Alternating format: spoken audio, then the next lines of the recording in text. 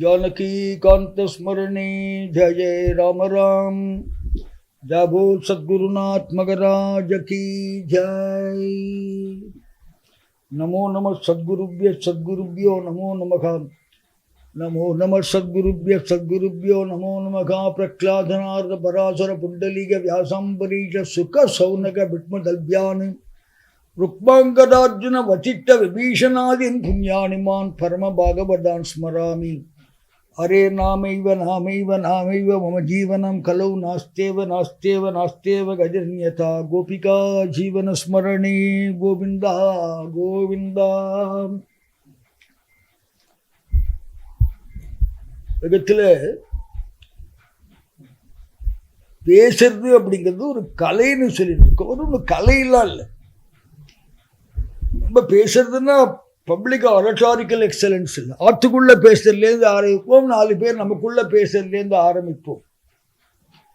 இப்போ சத்சங்கத்துக்கு போனோம்னா எப்படி ஆரம்பிப்பா? ராம் ராம் ராதே கிருஷ்ணா ராம் கிருஷ்ண ஹரின்னு ஆரம்பமே ஒரு சுக்கமாக இருக்கும். பார்த்த உடனே அவள் என்ன சொல்லுவோம்? ராம் ராம்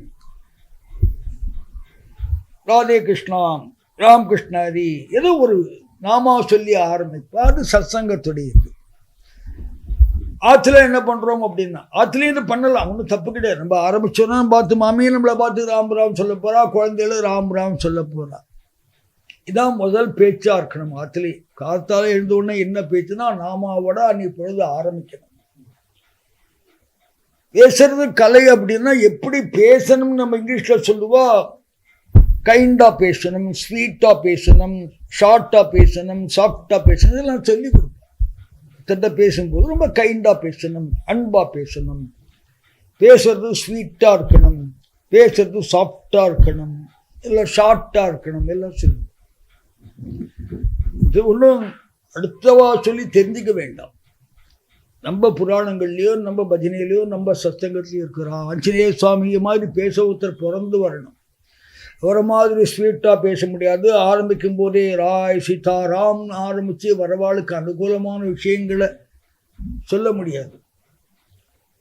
எப்படி பேசணும்னா அமிர்த மதுர மிருது தர வச்சனேன்னு ஒரு வரி வருது கீத கோவிந்த காவியத்தில்.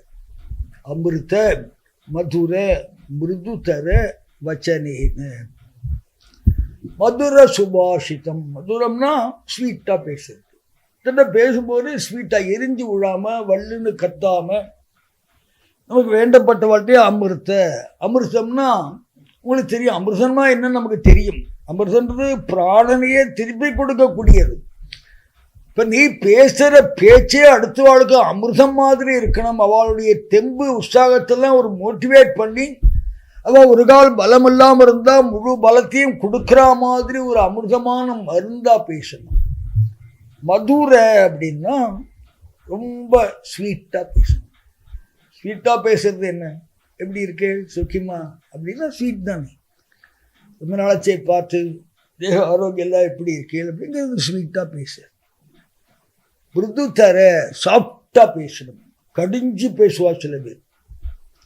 இந்த கடிஞ்சு பேசாமல் சாஃப்டாக பேசுறது, ஸ்வீட்டாக பேசுறது, ஹிதமாக பேசுறது, எல்லாத்த விட ஷார்ட்டாக பேசணும். என்ன சொல்ல வந்தோமோ அதை மட்டும் சொன்னால் போரும்னு சில பேர் இருப்பா. அதுக்கு மேலேயும் பேச மாட்டா, கீழேயும் பேச மாட்டா.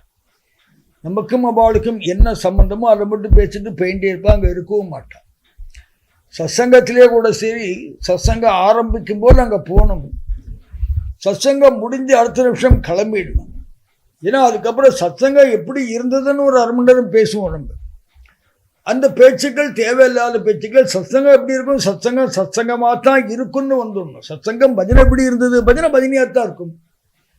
இந்த பஜனை எப்படி இருந்தது, இப்படி பாடினா அப்படி பண்ணா அதெல்லாம் சத்சங்கம் இல்லை. பஜனை பஜனையாக இருந்தது. பஜனைக்கு போனேன் என்ன கிடைச்சது? பஜனைக்கு போனேன் பஜனை கிடைச்சது. ஏன் அப்படின்னா பஜனை கிடைக்கிறது பெரிய விஷயம், பக்தி கிடைக்கிறது அப்புறம் இருக்கட்டும். இந்த பஜனை கிடைக்காட்டா இந்த டயத்துல நான் எங்க போயிருப்பேன், என்ன பண்ணிருப்பேன்னு தெரியாது. அது எல்லாம் இல்லாம என்னால 1 மணி நேரம் 2 மணி நேரம் விட்டலான்னு ஒரு இடத்துல உட்காந்து நினைக்க முடிஞ்சது, சொல்ல முடிஞ்சது, கேட்க முடிஞ்சது. அதுவே பெரிய புண்ணிய காலம் இருக்கிற இருப்புல. இல்லாட்டா அந்நிய விசாரங்களை கஷ்டப்பட்டிருப்பேன். ஆத்ம விசாரம் போய் அல்ப விசாரம், அனாவசியமான விசாரங்கள், அதுல காலத்தை போக்கியிருப்பேன். அப்படி வேண்டாம், கோவிந்தான்னு சொல்லணும், கோவிந்தான்னு வந்துடும். எது ஸ்வீட்னா ஆசீர்வாதத்துக்கு இந்த ஆசீர்வாதம் சொல்றார். ராம நாம பாயசக்கே, இதை விட ஸ்வீட் கிடைக்குமாடா உலகத்துல? கிருஷ்ண நாம சக்கரே, இவ்வளவு ஸ்வீட். சுப்பிரபாத்தில் ஒரு வரி வரும். உண்மையில் அநேத்திர யுகமுத்தம பஞ்சரஸ்தா பாத்ரா வசிஷ்ட கதலீபல பாயசானி முக்பா சலீல மதகேளி சுகாப்படந்தி சேஷாத்ரி சேகர விபோ தவ சுப்பிரபாதம். திருப்பியில் நமக்கெல்லாம் தெரியும், லட்டு நித்தியம் பண்ணுவா.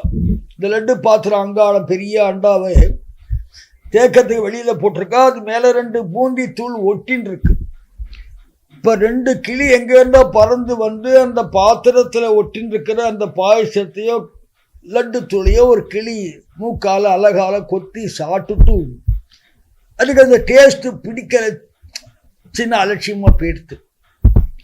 பக்கத்துல இருந்த கிளி கேட்டது, எப்பேற்பட்ட பிரசாதம், லட்சக்கணக்கான ஜனங்கள், கோடிக்கணக்கான மைலிலிருந்து பஸ்லையும் ட்ரெயின்லையும் கார்லையும் நடந்து வந்து இப்பேற்பட்ட பகவானுடைய பிரசாதம் கிடைக்காதான்னு காத்துன்னு இருக்க, அந்த பிரசாதத்தை போய் சீன அலட்சியமா சொல்லிட்டே அப்படின்னு கேட்டலாம். பாத்ரா வசிஷ்ட கதலி பல பாயசானி முக்வா சலீல மத கேளி சுகாப்படந்தி. அந்த கிளி சொன்னதாம், வெடிகாத்தால 3:30 மணிக்கு அவள்லாம் இங்க வர சொல்லு.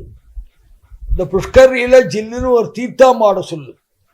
ஜிலு ஜிலு ஜிலுன்னு தீர்த்தம் ஆடின்னு இருக்கும்போது கோவில் கோபுரத்து மேல் உச்சியிலேருந்து சத்தம் வரும்.